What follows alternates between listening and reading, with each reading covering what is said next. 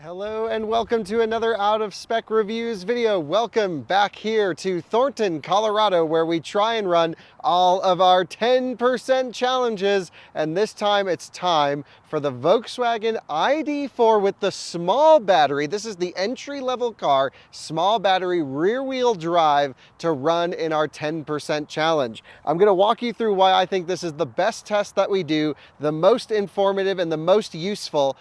So first what I'll do is I'll walk you through the testing procedures. I'll then tell you a little bit about the ID.4 rear-wheel drive with the SK small battery pack, and then we'll get it charging and see how far it goes after charging for about 15 minutes, arriving to a charger at 10%.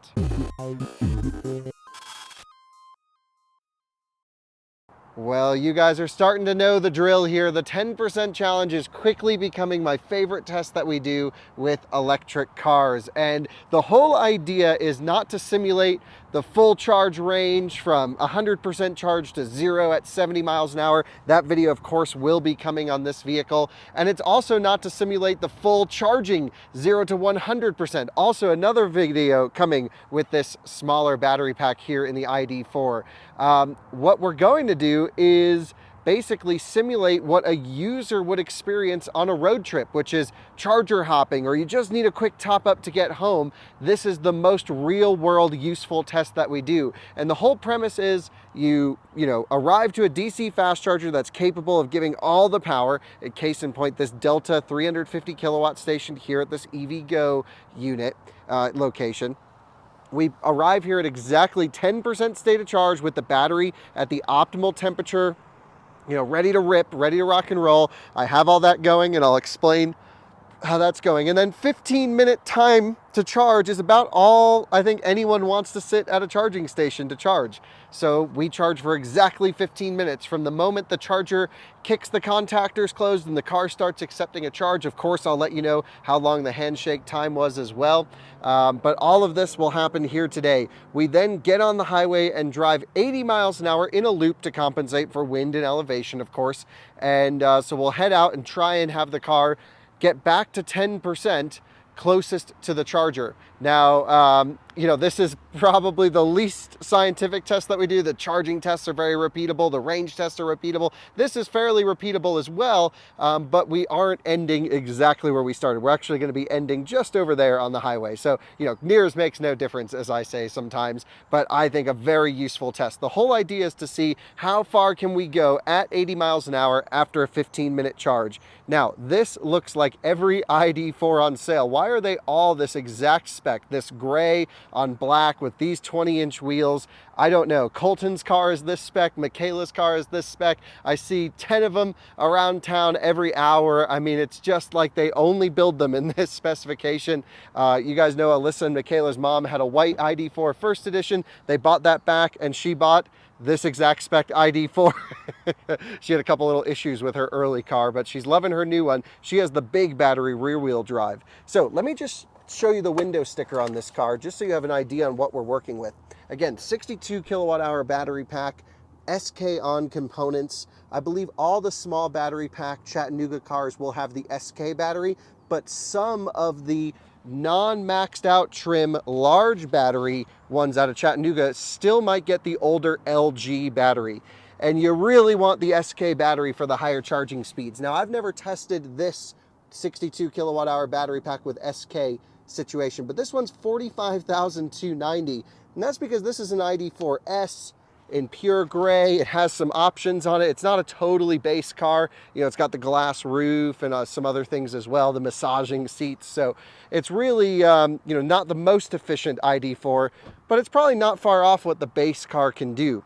Anyway, a nicely spec'd car with rear-wheel drive, the small battery. I've been driving it around all day just trying to drain the battery pack. Honestly, I think it's fine. Let's start the test. I'll tell you a little bit more about my thoughts on ID.4, what battery packs you should go for. A quick review, since I've already reviewed the ID.4 for a long time. We're really just testing the new battery components here. And this might be the one to go for. I'm actually really impressed with it so far, but I haven't charged it yet. So let's get this going. The car's at exactly 10% state of charge.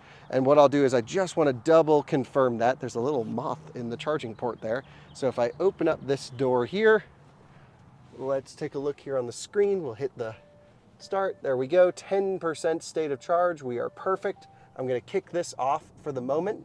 We're gonna go and turn climate control on as soon as we get into the vehicle, because part of this testing procedure is to leave climate on. I know it does add a little bit of variability, but it's very representative of what you do on a road trip. You wait in your car. Some people walk into the store. I tend to sit in my car, at least keep climate on with the dog in there. I don't like to let it get hot and then rip cooling to cool it back down. Very nice, mild weather today. Some clouds off into the distance, a little bit more wind than I would like, to be honest.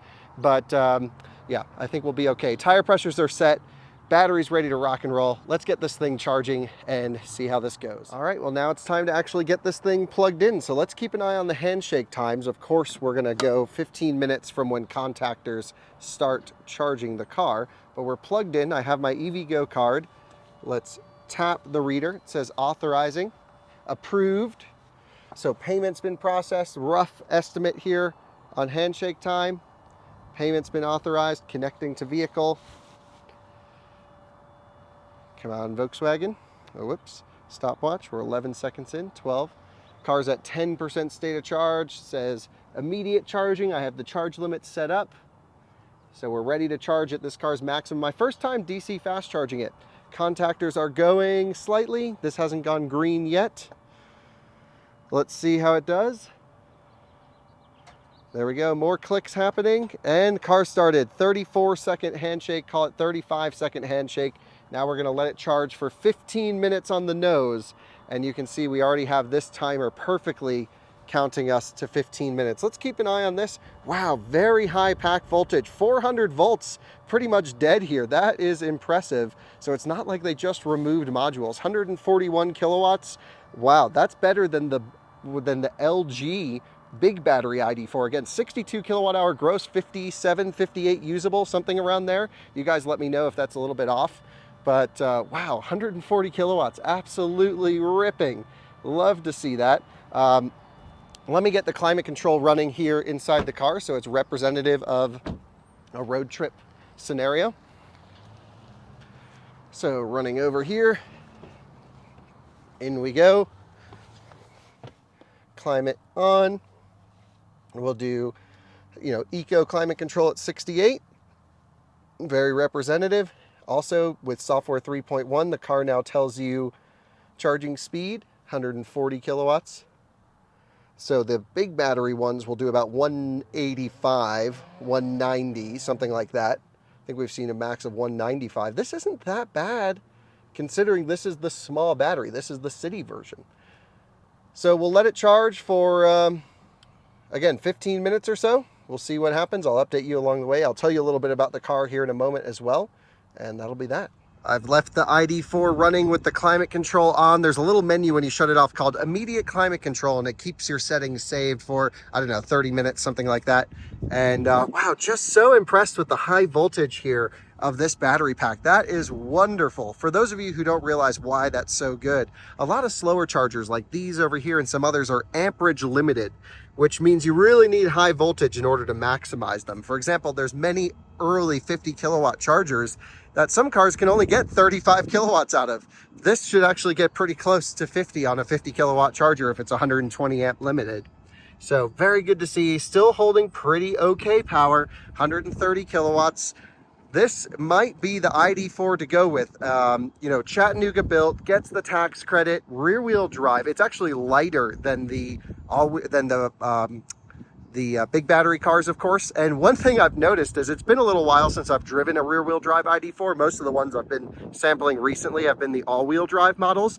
This is like pretty fast, 201 horsepower on the rear axle. It's like pretty good.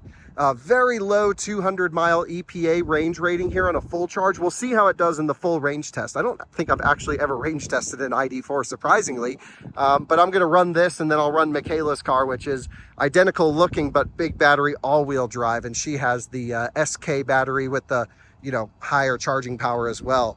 Really thinking this is a great package. It is hard now to justify ID.4 as much now that Model Y is so much cheaper. I was talking to Michaela about this week, and she has the all-wheel drive ID.4, And back when she was buying her car, Model Y was what, $17,000 more expensive than it is today. So, you know, she was like, man, maybe I should sell my ID.4 and get a Model Y. And part of that's due to charging infrastructure and some other things she likes about the Tesla. She loves her car, and I think she's going to keep it. Works really well for her. 420 volts on this thing. Wow, that is good. 5 minutes into our charging session, we've already added 11 kilowatt hours. So that is, just in comparison, basically what we added in the BZ4X. I think we added 15 kilowatt hours in 15 minutes when we did the BZ4X test. And that was the big battery BZ4X. Let's pop back in here. I just want to show you some of the stats on the battery pack. Climate control running nicely. Where is the phone? Back here somehow. All right, let's load this up, get car scanner rocking. So here's what we're working with right here. See battery pack temperature nice and warm, but not too hot. A little bit of cooling action going on. That's great. 1.2 kilowatt on cooling. That's also for cabin, I believe. You can see we're gaining energy into the battery pack. We're again 30% state of charge user displayed. That's this number right there. That's on the battery pack totally. 34% on the full battery. Just so impressed with this voltage. This, again, might be the ID.4 to go with. It's actually pretty sprightly, like it's fun to drive. So early ID.4s had, like the first editions when we first were reviewing them, they were a little bit slow, a little bit lazy. It was very relaxed character. This feels, for having the same drivetrain, with removing some of that weight out of the car with this smaller battery, it's like pretty eager to go. They also did change a lot of materials for Chattanooga. I'm noticing the steering wheel material doesn't feel as nice as maybe Colton's or Michaela's. That could be a trim level thing. But again, this one's a Pro S, so I think it's the identical trim level as their cars. It's just the small battery rear wheel drive configuration. You cannot get this battery with all wheel drive, only in rear wheel drive. And to be honest, based off of this initial test, I think it's fine for most people. 100 kilowatts here at 34%. That's not amazing. I'd like to see a better curve here, maybe hold 130 kilowatts to, 45, 50%, but very much nitpicking for the occasional use of needing to DC fast charge for many owners.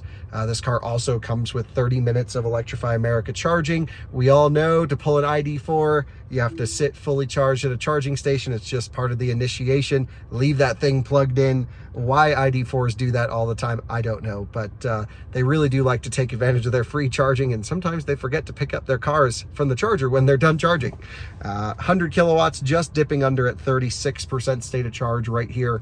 I'm impressed with the charging here. Again, I picked up this car earlier today fully charged, and I just drove it around to try and drain it. I was getting almost 4 miles per kilowatt hour, which is very efficient. There's also some other things to consider with ID.4, such as, Chattanooga build tax credit, but 2024, next model year. Rumored, my guess, we're going to start to see updated infotainment, sound system, maybe some styling things. So I'm not sure now's the time to jump into one unless you need a car. I don't think anything's going to be like measurably crazy different, but I am excited for the next generation screen interface software stuff that we've seen in like the ID.7, was it? That sedan that I reviewed. So I think that's going to come next year to ID.4. I don't know that to be 100% true. It's just a guesstimate based off some rumors that I've heard. So I don't have any insider info for you, unfortunately. I do have the sunshade closed to reduce some sun thermal loading on the cabin. Tire pressures are set. As soon as we charge for 15 minutes, we're going to unplug, put the car in eco mode, and drive 80 miles an hour down the highway and see how far we can go. Typical 10% challenge test. And then I'm really looking forward to trying out the big battery in comparison to this. A car I tried to find was a big battery rear wheel drive ID.4. Again, Alyssa and Michaela's mom has one, but they're in North Carolina. We're in Colorado. So I called up our Volkswagen dealer and they're like, nope, we only have all wheel drives. And actually quite a few of them, because I think Model Y is taking some ID.4 sales with that car being such a great value. And maybe we'll do some more topics on that in the near future. But anyway, let's keep charging. I'm really digging this package. This battery could be the one to go for. I know I keep saying that, but just impressive. Let's check up on our charging session so far. 93 kilowatts at 42%. Yeah, maybe a little bit weak sauce in the middle. And I kind of had the same impression from the big battery packs. A little bit of weak sauce in the middle, but they seem to charge really well up top. I'm looking forward to doing the full charging analysis on this vehicle. This is just my first charging session with it so far. So what have we done so far? 10 minutes, we've added 20 kilowatt hours. That's, I'd say, bottom line acceptable. This is not going to be the version you go for the long distance road trips all the time. Go for the big battery ID.4, go for an Ioniq 5 or Model Y, honestly. But for the occasional need to charge up here or there, not seeing anything glaringly bad about this so far. So $45,000 is tested. You're not far off. 4680 Model Y, another car we haven't actually tested yet. I'm pretty sure that car would charge a little bit better than this. There are some people that just don't want to drive a Tesla though and want sort of a inexpensive, not that 40 grand's inexpensive, but you go base ID.4. I think that's almost the sweet spot. Go a no option ID.4 base level car. That could be a really good alternative. They're like, what, 39, and then you get the tax credit. In Colorado now just got a $5,000 credit on top of that. These could be really cheap to lease. I don't know what the numbers are going to be on those yet. The charging curve, maybe not as great as I was originally thinking. We're just rolling up on 50% state of charge at 80 kilowatts, if you take a look here. So this isn't incredible. But again, they have the long distance version. This is really the daily driver, the commuter with the infrequent fast charge, I think is okay. A lot of our audience, by the way, is confused on ID.4. Some love it, some hate it. Some are confused why I like it so much. I really do like this car. It drives great. We are now rolling up on 15 minutes, only another 11 seconds left to go until we hit a 15-minute charging session. Very curious to see how this will charge in comparison to the big battery ID.4. Also from Chattanooga with the SK battery. 15 minutes, stop session, boom. So there we go. That is a 15-minute charging session. We have stopped charging. Let's take a look at our stats. I can pull this from the car now. Will it tell us how many kilowatt hours we added? It looked like 20 something, right? Processing. I might have to look it up in the app and let you know in the video here. I don't want to leave the air conditioning running in the car too long. Yep, that's too long to process. Let's put this silly cover back on, close this up, jump in. Oh, here we go. 15 minutes, 26.2 kilowatt hours. We went from 10 to 53% in 15 minutes. And again, it's a fresh car. It has about 900 miles on it. So the tires are broken in, but no degradation. The car's brand new. Great. Let's jump on the highway without any delay. You join me inside the ID.4, cranking it on, mode, eco. Great. We're going to reset our trip calculation. We'll go here to the main home screen. Whoops. This one over here. This one, 0, since start. May as well do long term as well. Boom. We're all reset into B mode, auto hold on. So many little things that have improved ID.4 since it launched. Let's head out, jump on the highway, set it at 80 miles an hour GPS, and see how far we can go before we tick back down to 10% state of charge. Here we go. Can we make the light? The answer is yes. Oh, this is perfect. And the highway is just right over here. That was magical. That's what I like for testing. No sitting at stoplights, just making our way right over to the highway on-ramp. We are now merging onto the highway. Let's get it up to 80 miles an hour, 78, 79, 80, locked in. This car does have Volkswagen Travel Assist. I'll tell you a little bit more about that here in a second. We're just gonna jump on the ring road. A little bit darker clouds than I would like. The wind is manageable. It's pretty mild, but still probably not perfect conditions. Unfortunately, I only have one day with this car. Because I had such a crazy travel schedule, I extended the BZ4X. I was like, I just need to do a couple tests with the ID.4. I don't need to do a full review or anything. So I locked myself into one day with this. But look at this. Just road holding. It's actually lane centering this at almost 80 miles an hour on this corner. There, I'm putting a little bit of input in. Pretty good travel assist lane centering. And yeah, let's just cruise on the ring road at 80. Cruising along nicely here, just driving in the left lane. No one is behind us, just didn't want to draft behind that guy. ID.4 always does the cruising thing nicely. It's a well-built car. It's a quiet cabin. great ride. I'm not using the massaging seat, but this one is equipped. Again, I think the sweet spots go for a base one. Just, I guess it really depends on inventory, which seems to be doing better at dealers. Automatic lane changes, shows you other cars around. You know, it's not the best tech in the world, but considering, you know, how hard this car gets knocked out in the media and by people, I don't actually understand it, because maybe I just know how to use the car really well and I've learned to optimize it. But for me, this car works great. Like, I've driven it across the country. Hopefully you've seen those videos. Like, I've done so much with it, and I just feel at home in an ID.4. My dad's owned 3 of these things. Something about them just rocks. But, you know, you'll always hear those people who dislike them, and that's fine. There's other options on the market. I've recommended ID.4 to many of my friends. They all seem to really love them. Colton loves his ID.4, and, you know, just as an example, he talks about it all the time. So, yeah, no major complaints here from me. I think most of the weird software bugs have been sorted. Michaela's car does have a couple little things on it, but that this one's not displaying on the same software, so that seems to be a vehicle-specific issue on hers that we discussed when she reviewed the BZ4X. And, yeah, just nice, spacious, airy, open cabin. Definitely a well-built option.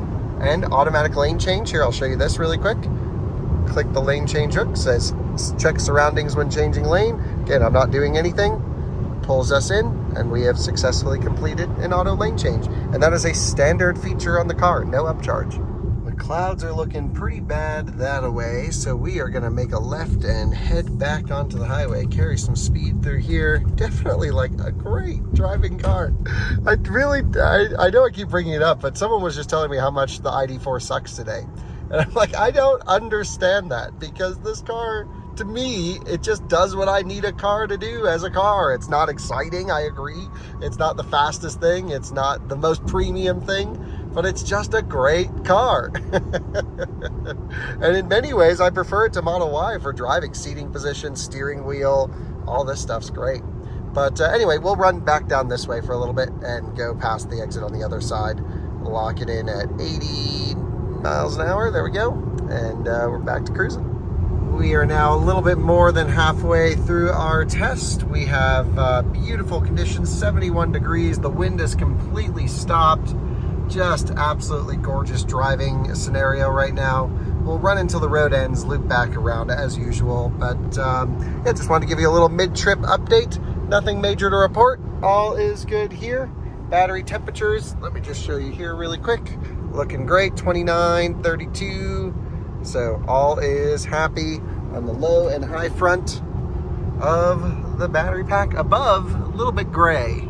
Doesn't seem to be affecting us at all. We are now getting very close to the end of this test. We're at 11% state of charge, almost at 60 miles. There's 60 miles, so significantly better than the BZ4X that we just ran, which was over $5,000 more expensive than this trim. And, right, only went 42 miles. So definitely, you know, even the small battery ID.4 is doing pretty great here. Let's just pop into the right lane. Right up here, 10%, 60 miles. There we go. Let's call it, you know, 60 and a half, something like that. So that is an interesting score. I can't wait to see what the long range does. But great, let's head back to the charger. We'll top up, and I'll give you my final thoughts. We ended just a couple exits back from where we started. So almost a full round trip loop. Very good. But 60 mile score here for the small battery ID.4. Well, you now join me at 1% state of charge, back at the charger. Actually just gonna run the heater here to burn it. I drove around a little bit extra to burn the battery off because I'm gonna do a 0 to 100% DC fast charging test now. So that seems like a good use of time. So let's take it out of eco mode for this test. Always gotta get everything ready for tests on tests when we have a short period of time. Why won't it let me change the mode? Maybe the car needs to be on, perhaps. Car on. Mode, there we go. Sport mode, burn the juice. High, yes, all the way. Heated seats, crank it.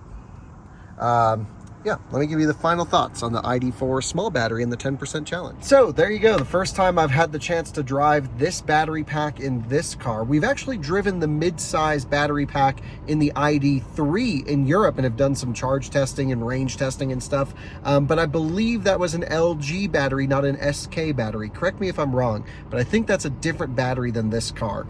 So either way, I think 60 miles is a fair result. My viewpoint is like anything 50 miles and under is kind of like a non-starter for a road tripping car. That's just like, don't even go there. I think, you know, between 50 and 75, that's like the occasional, you know, if you have to go somewhere once in a while. 75 to 100, that's really the sweet spot. That's when you can live with the car and, you know, definitely go wherever and not worry about so much the timing. And anything over 100 miles in this test is like awesome. And so far we've only tested one car that went over 100 miles. It was the Porsche Taycan, did 140 miles, just crazy. But that really is the king road tripping EV. I can't wait to run the Lucid Air in this test. I will be running the big battery ID.4 as well. Hopefully you guys are enjoying these. As I test more cars, we'll start to see more of a spread. And I'll also do some you know, you'll see some videos coming up explaining our testing procedures, maybe a little bit more in detail, so I can save the length on the videos more or less. We'll see how that all goes. But for now, I'm going to let this thing drop down to 0%. Keep an eye on a future video because we're going to charge it from 0 to 100 and look at the full curve. Thanks for watching. See you on another one soon. Bye-bye.